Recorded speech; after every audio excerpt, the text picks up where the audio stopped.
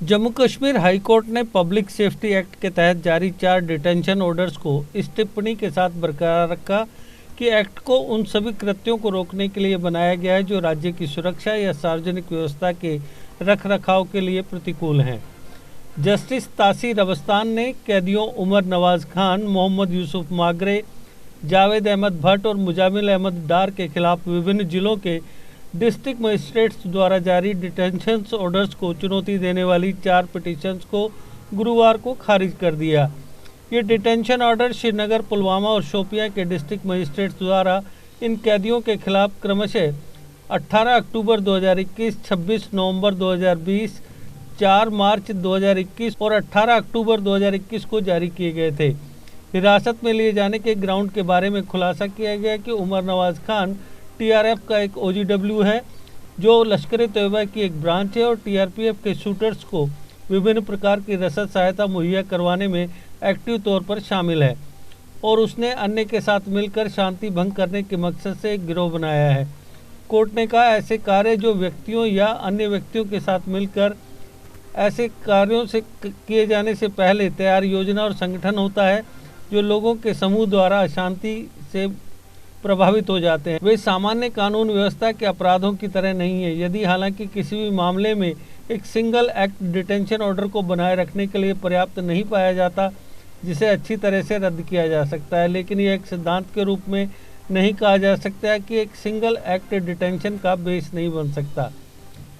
कैदी जावेद अहमद भट्ट के मामले में कोर्ट ने कहा कैदी पर प्रतिबंधित आतंकवादी संगठन जैश-ए-मोहम्मद का मेंबर होने का आरोप है। वह इलाके में एक्टिव आतंकवादियों को मदद मुहैया करवा रहा था ताकि वे विध्वंसक गतिविधियों को अंजाम दे सकें। उस पर यह भी आरोप है कि मंचुआ में नाका चेकिंग के दौरान 27 जुलाई 2020 को उसके पास से AK-47 राइफल के 40 लाइव राउंड, 2 डेटोनेटर आदि बरामद किए गए। ऐसा नजर आता है चूँकि वक्त वक्त पर सामान्य कानून के तहत कैदियों के खिलाफ की गई कार्रवाई निवारक साबित नहीं हुई, इसलिए प्रतिवादियों के पास उसे निवारक नज़रबंदी में रखने के अलावा कोई अन्य ऑप्शन नहीं था। जहां व्यक्तिगत स्वतंत्रता राज्य की सुरक्षा या सार्वजनिक व्यवस्था के हित के साथ संघर्ष में नजर आती है तो व्यक्ति की स्वतंत्रता को राष्ट्र के व्यापक हित के साथ रास्ता देना चाहिए। जस्टिस तासी ने कैदी जावेद अहमद भट्ट की पिटीशन को खारिज कर दिया। हिरासत में लिए गए मुजम्मिल डार के मामले में कोर्ट ने कहा हिरासत के आधार से पता चलता है कि उसने आतंकवादियों के साथ कॉन्टैक्ट डेवलप किए और वह लश्कर टीआरपीएफ संगठनों के ओजीडब्ल्यू के रूप में काम करता था और अपने क्षेत्र के युवाओं को राष्ट्र विरोधी और असामाजिक कार्यों में लिप्त होने के लिए प्रेरित करता था। इसमें आगे खुलासा किया गया कि कैदी एक हार्डकोर ओवरग्राउंड वर्कर, आतंकवादियों से सहानुभूति रखने वाला और घाटी में टीआरएफ संगठन का प्रमोटर है। मोहम्मद यूसुफ मागरे के बारे में खुलासा किया गया कि वह प्रतिबंधित संगठन लश्कर तैयबा का एक पूर्व मिलिटेंट है और युवाओं को उनकी धार्मिक भावनाओं का शोषण करके प्रतिबंधित संगठन के मिलिटेंट रैंक्स में शामिल होने के लिए प्रेरित कर रहा है।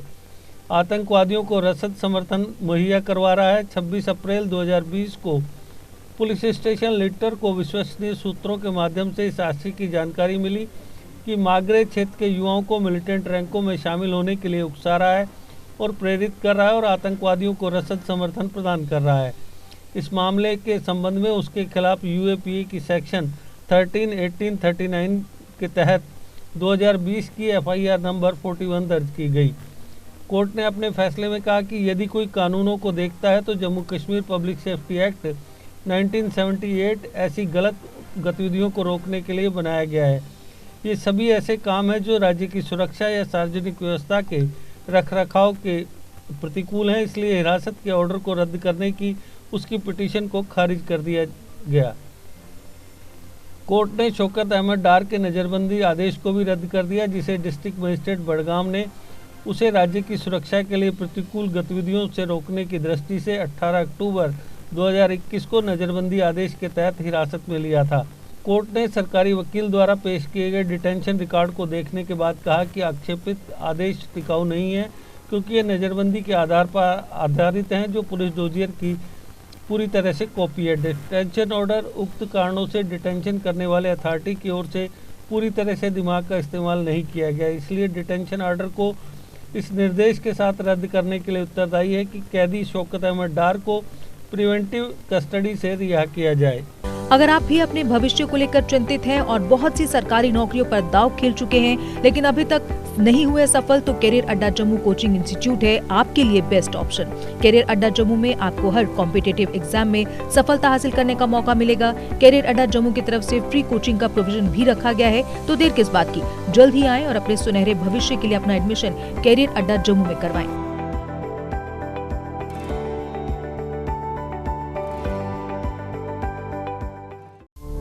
जीके अपडेट रहे हमारे साथ।